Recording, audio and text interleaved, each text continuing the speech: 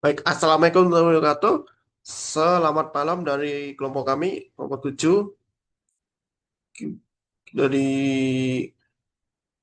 layouting GIS, dan saya sendiri Stephen Epi dengan 3030, dan saya mewakili kelompok 7.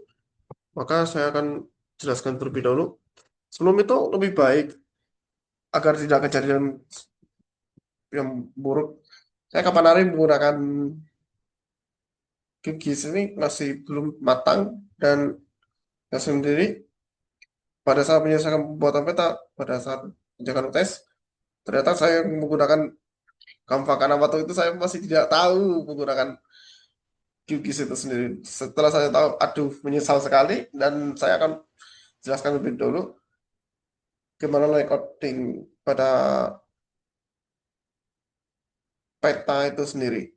Baik, setelah menyelesaikan tes di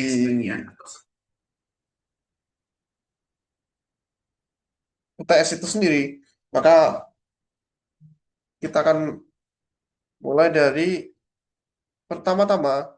Sebelum itu kan sudah selesaikan tugasnya. Nah, ini layer-layer yang sudah di save semua. Nah, kalau ada duplikat itu sebaiknya dihapus.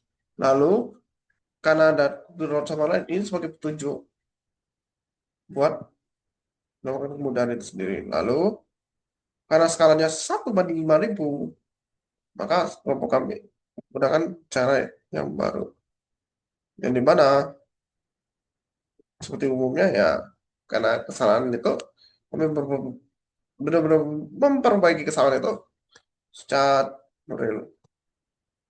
Dan dimulai dari new print layout untuk yang baru, lalu kita pilih layout yang ada kalau sudah dibuat layoutnya itu sendiri. Lalu pada saat layouting, nah ini di QGIS itu kan banyak fiturnya. Nah, untuk menunjukkan garis astronomi diperlukan menggunakan grid. Nah, untuk membuat grid, tekan plus. Namun sebelum itu kita kan masuk ke layouting, lalu pilih map, taruh di sini. Lalu setelah masuk situ, baru kita masuk ke main properties, item properties. Jadi properties dengan cara menekan bagian kanan pada trackpad atau enggak mouse itu bisa dipakai. Lalu untuk buatan grid sangat disarankan menggunakan modified grid itu sendiri. Lalu kita pilih dengan grid type apa, terus CRS-nya apa, terus intervalnya apa, lalu frame-nya gimana dengan zero coordinate itu sendiri. Lalu selain itu juga ini menunjukkan bahwa bagaimana peta ini bisa dibentuk berdasarkan rekaman itu sendiri, yang sebutan selokan itu sendiri. Maka peta selokan di Universitas Jember itu masih banyak kesalahan. Nah, ini namanya legenda, di mana terdapat informasi-informasi dari simbol-simbol itu sendiri. Nah, dari judulnya saja, peta selokan di Universitas Jember. Maka legendanya itu berdasarkan tracknya sama yang lainnya juga begitu. Dimulai dari track point sampai selokan hingga dengan Google Earth. Lalu diberikan keterangan tujuannya untuk mengetahui informasi yang ada di peta itu sendiri. Lalu diberikan sumber dari mana yang kami dapatkan dari SMM Maps itu sendiri. Lalu dengan skalanya juga begitu, 1:5.000. Lalu dengan panah utara itu juga diperlukan. Sedangkan untuk skala itu sudah ada di sini. Jadi kalau mau label-labelan itu bisa dipakai untuk mengetahui isinya tuh bagaimana. Jadi keterangannya, sumbernya dari mana itu. Lalu kalau atribut tabel sama yang lain itu lain lagi. Apalagi elevation profile. Nah, legend itu legenda berarti peta ini kan terdapat legenda-legenda apa saja gitu. Ya, termasuk simbol-simbolnya.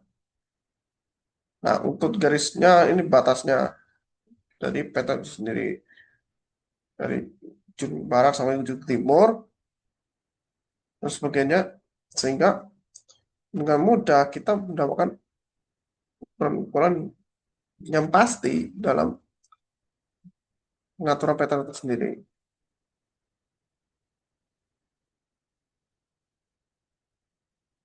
Lalu selain itu juga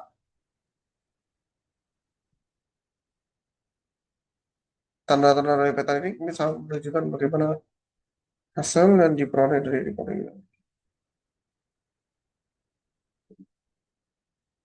Nah, pada akhirnya telah ditelusuri bahwa CRS-nya ini kan menggunakan GS84 dengan PPSG 4326. Karena saya sendiri jarang pakai menggunakan GIS ini, karena masih belum terlalu mendalami GIS itu sendiri. Maka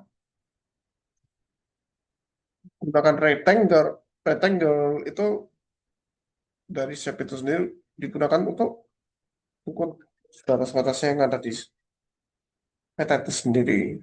Maka setelah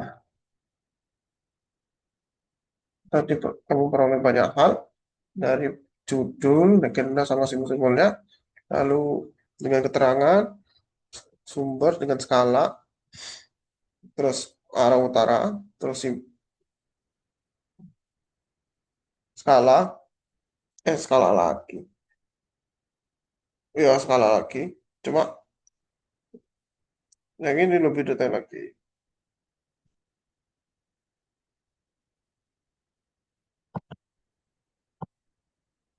STP,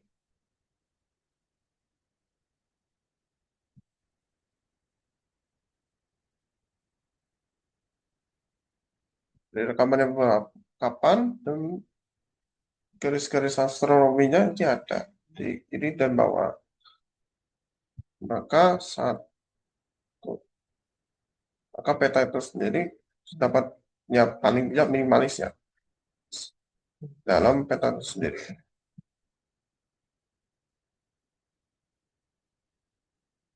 Dari 10 yang diperoleh, ternyata skala sama para petanginya udah, terus legendanya sama simbolnya udah, terangan sama sumbernya udah, terus rekamannya kapan udah, sama ini udah, terus garis tepinya udah, dan sebagainya. Maka dari aku itu ya saya udah mencapai minimalis, dan kami mohon maaf apabila kami melakukan kesalahan dalam pengerjaan layout. Maka dari itu kami udah mengirim revisinya tuntasnya karena kesalahan itu sendiri. Kedepannya kami bisa mengerjakan lebih baik dari waktu ke waktu. Baik dari kelompok 7, kami mau maaf dalam pengerjaannya yang semuanya salah. Kami sudah memperbaiki dengan benar. Sekian, terima kasih. Wassalamualaikum warahmatullahi wabarakatuh.